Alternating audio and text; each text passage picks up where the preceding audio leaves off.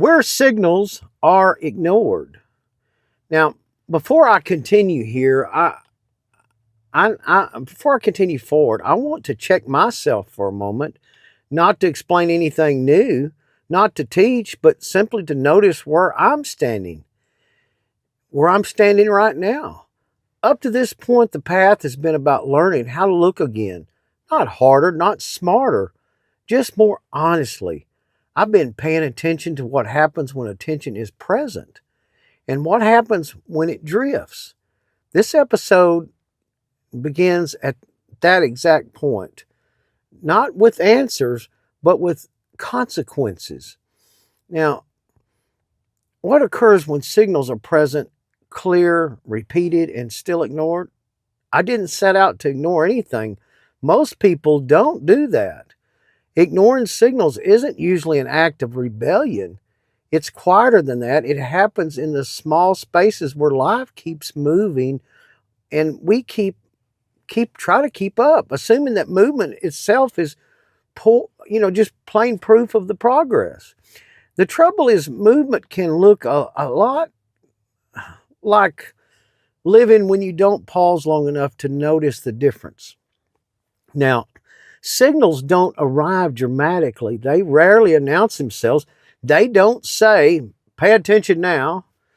They just repeat a very subtle discomfort here, a pattern there, a quiet resistance that shows up again and again, always wearing a little different face, always easy to explain away, to write off. And because each signal feels small on its own, it's easy to tell yourself it doesn't matter, or that you'll deal with it later, or that everyone feels this way. I used to think that signals were warnings, red lights, alarms, something urgent and obvious. But that hasn't been my experience up to this point, kind of. I've kind of evolved. Signals are more like, to me, conversations that just never stop. Even when you stop listening, life doesn't raise its voice when you ignore it. It simply keeps talking. What I've noticed is that signals tend to arrive first as kind of invitations, not demands, not threats, invitations to adjust, to slow down just a bit, to question whether the way you're spending your energy still matches what you claim as value. When those invitations are declined or ignored, the tone doesn't change, only the frequency does. The same message begins showing up in more places at first. It kind of shows up internally, a sense of friction where there used to be ease, fatigue that doesn't quite make sense, restlessness that no amount of distraction seems to ever fix. These are easy to dismiss because they're invisible. You can function through these things. You can explain them away with busyness, age, stress, or just the circumstances. But then the signals move outward. They begin appearing in your environment, repeating situations, familiar conflicts, projects that stall in the same way every time, relationships that feel like variations on a single unresolved theme.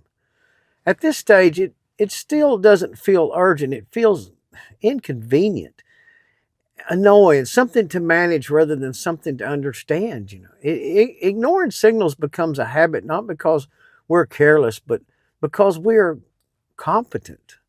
We know how to cope with things. We know how to adapt. We know how to endure, and endurance, when praised long enough, starts to look like wisdom. But endurance without observation eventually becomes blindness. There is a moment, quiet, easy to miss, when adaptation crosses into numbness. When you stop asking whether something is right and start focusing only on whether it's tolerable. Now, that usually is where signals begin to intensify, not to punish, but to reintroduce the contrast. Now, to remind you that something overall is out of alignment. Now, I've noticed that when signals are ignored long enough with me, they stop feeling like messages and start feeling like obstacles. Life begins to feel resistant, heavy, as if something invisible is just working against me constantly. In reality, nothing is working against you at all. The resistance is simply feedback that has been delayed too long to feel gentle anymore. And what's strange is that even then the signals remain precise. They don't generalize, they don't overwhelm all at once. They target the exact places where attention is missing. If you're ignoring your body, the body speaks louder. If you're ignoring your time, time becomes scarce. It's fleeting. You can't find enough time. If you're ignoring your values, choices begin to feel hollow, no matter how successful they look from the outside. This isn't punishment, it's calibration. The more I observe this, the clearer it becomes that these signals are not meant to be solved. They are meant to be acknowledged and noted. The moment you truly see a signal, not analyze it, not label it, but see it, the pressure around it changes. Sometimes it appears and disappears entirely. Sometimes it remains but loses its weight because its job was never to create discomfort. Its job was to restore awareness. So, ignoring signals doesn't stop them. It only postpones understanding. And postponed understanding has a way of arriving at inconvenient, awkward times. I think many people confuse clarity with certainty. They wait for certainty before acting, before adjusting, before listening. But signals don't offer certainty.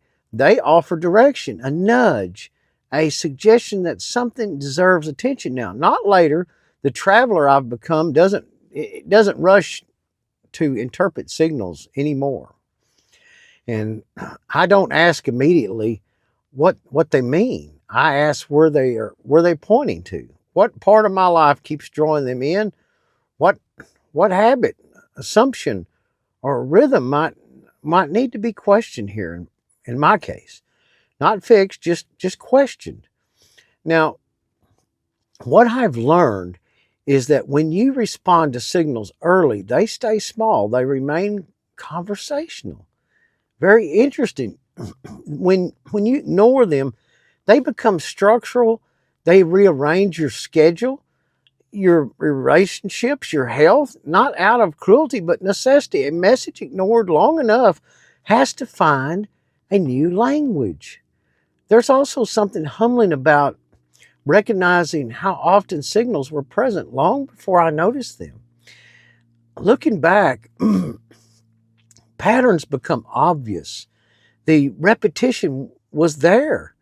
The cues were consistent. The only missing element was attention, not intelligence, not effort, attention.